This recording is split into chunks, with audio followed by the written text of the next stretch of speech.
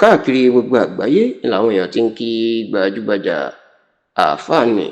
èèyàn Sheikh Jamiu Ajadi Sanusi, ẹni tí ó gbajúmọ̀ mọ̀ sí Àmì Ọlọ́run. iná mà ti ń kí bàbá náà kú oríire lórí bí ọlọ́lá jùlọ gómìnà Ṣèyí Mákindé ti ìpínlẹ̀ Ọ̀yọ́ bó ṣe fi mọ́tò bọ̀gìnì olówó ńlá èyí tí wọ́n ń pè ní SUV tó fi dá Sheikh Jamiu Sanusi Ajadi, èèyàn ẹni tí ó gbajúmọ̀ mọ̀ sí Àmì Ọlọ́run, tó fi dá a lọ́lá ní ọjọ́bọ̀ tí í ṣe ọjọ́ Thursday ọ̀sẹ̀ tí a wà nínú ẹ̀ yìí, tó sì tún jẹ́ pé yàtọ̀ sí ọlá ńlá tí gómìnà Ṣèyí Mákindé tí ó dá Sheikh Jamiu Àmì Ọlọ́run yìí, níṣẹ́ ni ó tó fún àwọn mọ́ṣáláṣí mùsùlùmí náà bíi méje ọ̀tọ̀ọ̀tọ̀. iná ni gómìnà ló tún dá ní ọlá. ọjọ́bọ̀ tí í ṣe ọjọ́ Thursday ọ̀sẹ̀ tí a wà nínú ẹ̀ yìí, èyí tí í ṣe ọjọ́ 26 nínú oṣù keje ọdún yìí,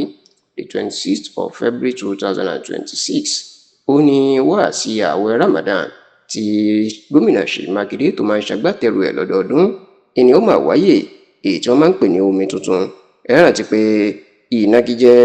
ìpolongo ìdìbò Mákindé iná ń pè ní omi tuntun, èèyàn pé omi tuntun ti rú ẹja tó ti wọnú ẹ̀, tó sì jẹ́ pé láti nǹkan bíi ọdún 12 sẹ́yìn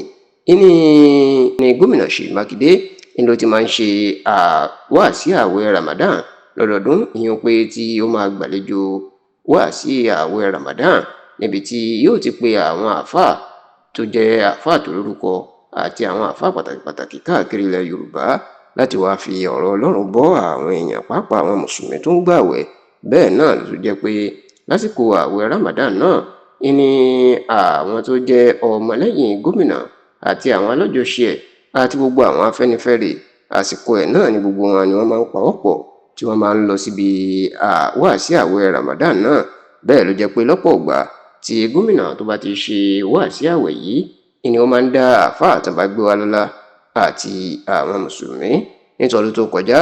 ìmáàmù àgbà ìlú Ògbómọ̀ṣọ́ ní ìpínlẹ̀ Ọ̀yọ́, Imam Yunus Toliat Olúṣínà Ayélára, òun ló ṣe wáàsí, tó sì jẹ́ pé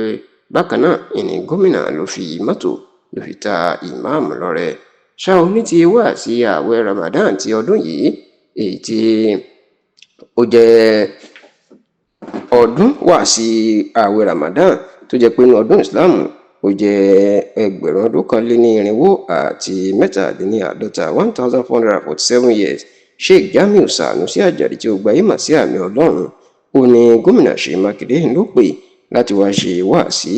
bẹ́ẹ̀ ló jẹ́ pé níbẹ̀ ìní gómìnà ló ti fi ẹ̀bùn mọ́tò SUV tuntun ló fi ta Sheikh Jamiu Àmì Ọlọ́run lọ́rẹ, tó sì tó fún mọ́ṣáláṣí ọ̀tọ̀ọ̀tọ̀ méje ní ìpínlẹ̀ Ọ̀yọ́ ní mọ́tò ńlá tuntun kọ̀ọ̀kan. títí dàsìkò yìí ni àwọn èèyàn lọ́sìn kí